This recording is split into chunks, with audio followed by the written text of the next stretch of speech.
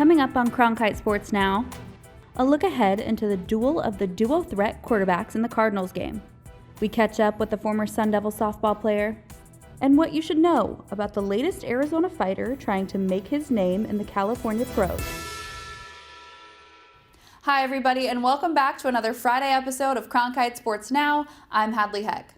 After months and months of anticipation, Pac-12 football is finally here. ASU's kickoff is set for 10 a.m. and the players won't just have to adjust to an early wake-up call, but also to an empty stadium without fans. Obviously, that's an earlier breakfast than we've had before, but that's just gonna have to come through preparation this week. You know, getting into bed earlier, waking up earlier. With the energy factor, we're just gonna have to bring in ourselves. In most away games, the fans aren't gonna be cheering for us, so we gotta create our own energy on the sideline as it is. Like, yeah, the fans adds a good atmosphere, but they're not gonna be really celebrating when we do good. We gotta celebrate on our own, so I don't think it'll be much different. We took to Twitter to see how fans felt about the pigskin of the pancakes with the early game time. It was a pretty close race, but it seems 52% of our voters think 10 a.m. is too early for college football Saturday. The Sun Devils landed 10 players on the Pac-12 preseason all-conference teams. Quarterback Jaden Daniels and receiver Frank Darby are among those selected. You can catch this weekend's game and all the action on Saturday at 10 a.m. on Fox. Coming off their bye week, the Cardinals host the Miami Dolphins. The Dolphins' defense have proven themselves as they're the #1 scoring defense in the league. But DeAndre Hopkins and the Cardinals lead the NFL in receiving yards. Quarterback Kyler Murray seems cool, calm, and collected going into this weekend's matchup. They're obviously good defense, doing good things right now. Like I said, every week, I'm confident in us. I think if we go out there, execute, do what we do, we put ourselves in a good position to win the game. That's just how I feel.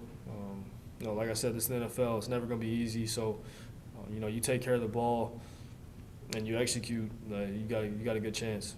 The PGA Tour is taking a stop here in the Valley this weekend for the Charles Schwab Cup Championship. The tournament will be played at Phoenix Country Club. John Daly will be here, a huge fan favorite. On November 14th, an Arizona-bred boxer is making his professional debut. He's stepping up to the big leagues after a minor league setback. Chris Lopez has the story on the comeback kid.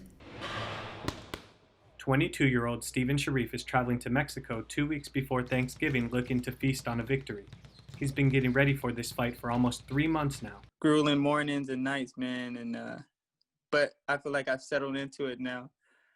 I feel like I'm used to the training now. My body's getting used to it. Not only is it his pro debut, but it will take place exactly 3 years after he suffered a devastating knockout in the final 10 seconds of his last amateur bout in Arizona. I don't look at it like, oh man, I lost that fight. Oh man, like, can't believe I lost.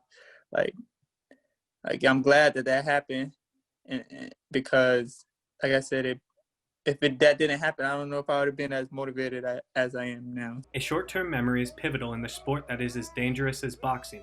Each time a boxer steps in the ring, he or she is taking a gamble on their health. However, SHAREEF doesn't let that last roll of the dice get to him. That doesn't even come in my head at all during training camp, and I don't think it will, fight night. I think I'm just going to go out there, put on a good show, and get the dub. Los Angeles is one of the epicenters for professional boxing. SHAREEF moved there to pursue his dream and gather guidance from experienced trainers.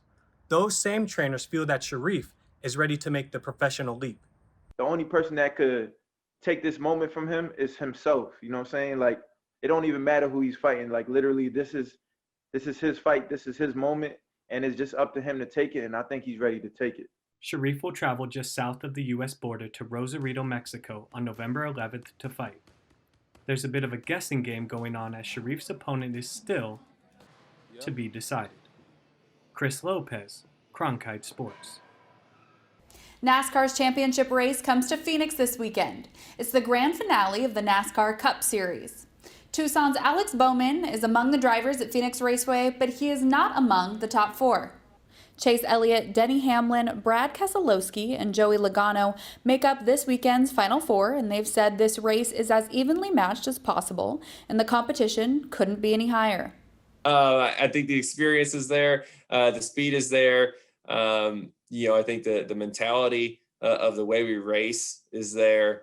And I truly believe that we're the favorites to win this thing. It's no question that the COVID-19 pandemic has impacted the sports world from college to the pros. Abigail Shipley talked with former ASU softball star, whose life has been upended because of the pandemic. Arizona native and former ASU softball pitcher Brianna Maha has moved back from New Mexico. Maha was a pitching coach for the University of New Mexico's softball team before the pandemic canceled both her and her husband's seasons. My husband plays baseball, so with their league getting canceled in Mexico, I just wanted to come back here and, just work jobs, like if I had to do 2 jobs, 3 jobs, whatever it is. Maha's job hunt has led her to a new position, working as a strength and conditioning coach for young athletes at the Extra Innings facility in Chandler. Just so happy to be where I'm at, like strength and conditioning wise. It's a little bit more on like the developmental side of athletes games. So I really have enjoyed just, helping them, outside of their sport. Where I started back in like late July, early August, and now I feel like so much stronger and just like more powerful for on the field. ASU softball coach Trisha Ford is one of many who can attest to the hardworking qualities that Brianna Maha possesses, making her a great player and now a great coach. She relates really well with different types of people. She motivates. She's also a super hard worker. And so when, you're training somebody or you're in the workforce and you have somebody who just outworks you, you look up to them and admire them. And she's definitely that person. The switching of jobs and states has not been easy, but Maha and her husband DJ help keep each other's heads above water. Her moving to a different profession with right in the middle of COVID, it's been tough, but like I said, we work out together, we run together, we train together. It's just, we keep each other up and we just constantly try to do everything to keep our mindset positive. Life has always been hard. Everyone's always going to have those, those times. But I think using maybe my experiences to help some of these other athletes be better in life, be better in, just softball or whatever it is. That's really what I want to do. No matter where life takes Brianna, one thing is for certain. Her work ethic and love for the game will always prevail. Abigail Shipley, Cronkite News. Sun Devil Hockey just dropped their helmets for the upcoming season, and they are clean. ASU will debut these helmets this year as they're playing in the Big Ten Conference for the 2020-2021 season. Tweet us at Sports Cronkite to let us know what you think of these new helmets. That'll wrap up our week here at Cronkite Sports Now. I'm Hadley Heck, and from all of us here, have a wonderful weekend.